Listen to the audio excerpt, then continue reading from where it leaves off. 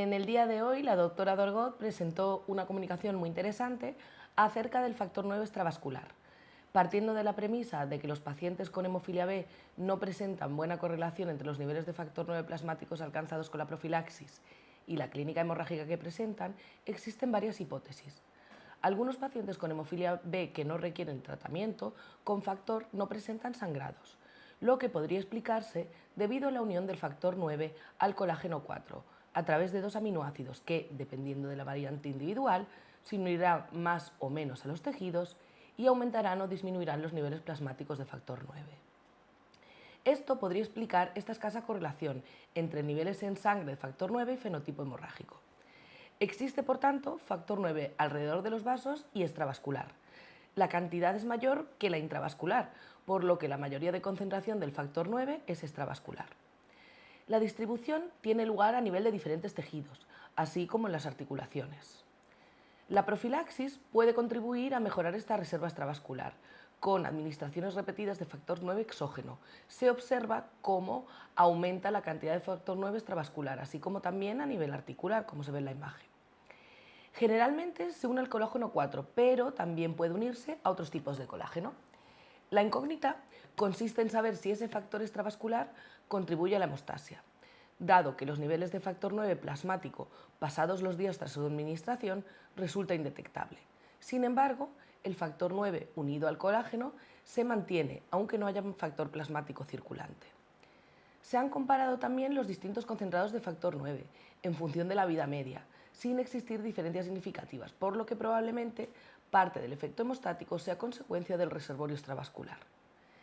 En pacientes con hemofilia B, tras la infusión del factor 9, este se acumula tanto en el espacio intravascular como extravascular, siendo mayor la cantidad al realizar la profilaxis de manera periódica, difundiéndose también a nivel tisular y no solo extravascular.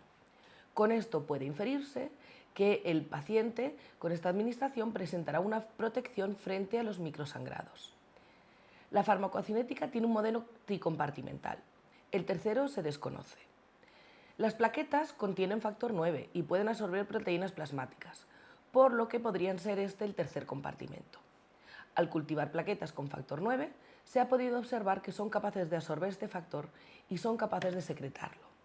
Se ha estudiado si este factor secretado es activo, demostrando que mantiene su actividad hemostática.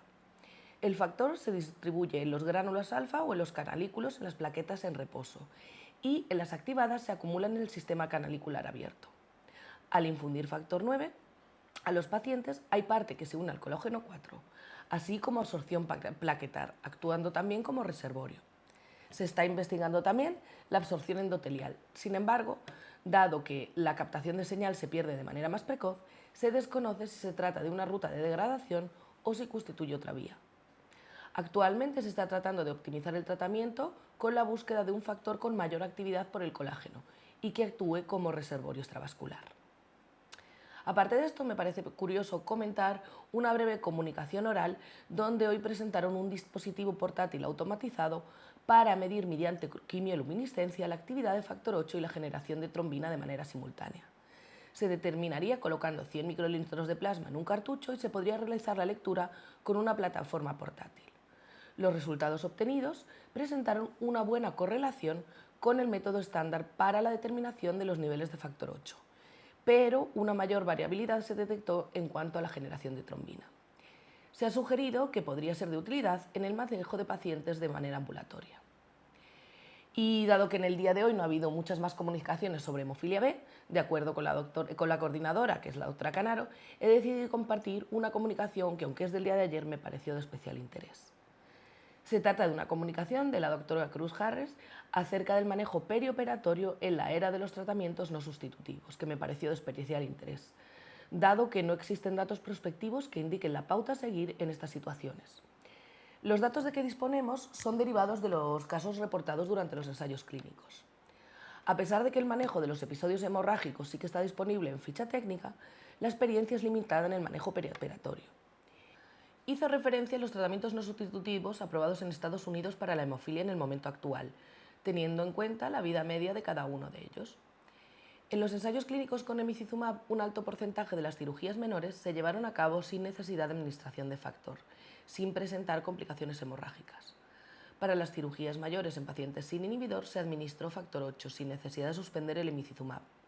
En pacientes con inhibidor se administraron agentes bypass, en su mayoría concentrado de factor 7 activado, aunque alguna se realizó con concentrado de complejo protrombínico activado. Esto fue antes de que se conociera el riesgo trombótico asociado. Respecto al concizumab, el manejo de los episodios hemorrágicos parece claro y os lo muestro en la imagen. En cuanto al manejo perioperatorio, mostró la experiencia de la cohorte francesa, donde se incluyeron 4 pacientes con hemofilia B e inhibidor que fueron sometidos a 9 intervenciones quirúrgicas.